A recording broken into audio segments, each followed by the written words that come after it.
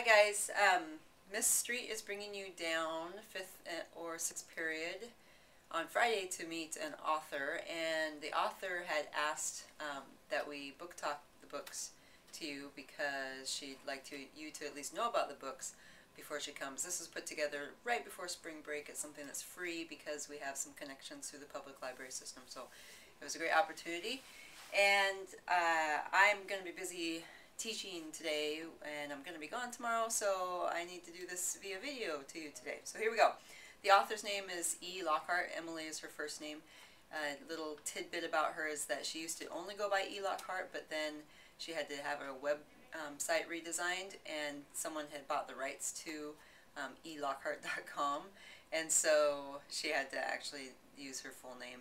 And so actually, and one of her things on her blog, she uses the book, one of her books, which is The Boyfriend List. This is the boy book. The boy book is first. I don't have a copy of the Boyfriend List. The second book is the treasure map, or the third book is the treasure map of boys. And then this last book, she's done a redesign of the covers, trying to make it more interesting. Not that marshmallows and pretzels weren't interesting enough, but now she's chosen this girl who fronts the cover of all of her books. Anyway, it's called a Ruby Oliver novel. Ruby Oliver is the main character, and in the first book, she's at either the end of sophomore year or beginning of junior year, and basically she has this great boyfriend named Jackson that she's loved, and he dumps her for her best friend, and so her whole world falls apart, so much so that she ends up going to see a shrink for a little bit. And it's a quirky novel. You know, this girl is just trying to figure out her place in high school and how she's going to continue to have friends even though all this has happened. The storyline continues as she's dealing with boys and what boy does she like, and as you know, over the course of the novels, you know, she'll go in and out of relationships. So that's a set that she did as a quartet, or 4 books in a single series. She has a couple other books that she wrote. This one called Fly on the Wall. While it looks a little bit graphic novel-ish, unfortunately it's not. Although I wouldn't be surprised if she tried that genre at some point with a graphic artist. But what the story of this one is another female protagonist, but she has this wish that she could get to know guys better, and she just wishes that she could be a fly on the wall in the boys' locker room. And voila, it happens. It doesn't really explain how it happens, but she becomes a fly on the wall in the boys' locker room and gets to hear a lot that you'd never hear in the hallways, of course. And she also talks about the things she sees that you wouldn't normally see. So that's kind of interesting. But it's a short, fast read, very funny.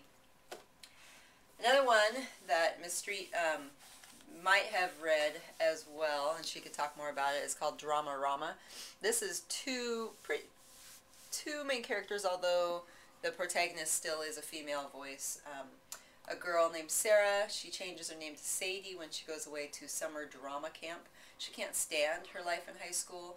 She's part of the theater program, but she just feels like she doesn't fit in at all, and is really excited to go to this theater camp, and that's when she changes her name to Sadie, and she kind of takes on this other personality that she isn't normally. She also has a best friend named Demi, who's an African-American guy, and she's white, and he also feels the same way. They can't stand their high school. They can't wait to break out. His main reason why he wants to break out is because he's gay, and no one accepts him at his high school for that, especially his parents. And so this is his one chance to go and just be who he wants to be. Once they get to the drama camp, of course, all drama unfolds, and things happen. Because she's a different person, she makes some choices that maybe she should or should not have. You can decide if you read it. But then she gets faced with an ultimate choice at the end. At first, I really wasn't enjoying the book that much. I thought it was too much drama. But I was really, really happy with the way the author wrapped up the book, and I plan to have a couple questions for her about that. The last book I'll talk about is The Disreputable History of Frankie Lando Banks, although the new cover for this is a much prettier cover. This one she's won awards for. And basically, again, a female protagonist, and she goes to a private prep school on scholarship, and she wants to get to know, she she has a boyfriend. She's a sophomore. She is dating a senior. She really wants to get to know the side of guys. It's interesting. It's the same kind of theme that was in Fly on the Wall. But all she has ever kind of talked to as is this young, that she's younger and people ignore her in this social group, and she doesn't understand why that is, but she wants to fight against it. And so she develops this online character that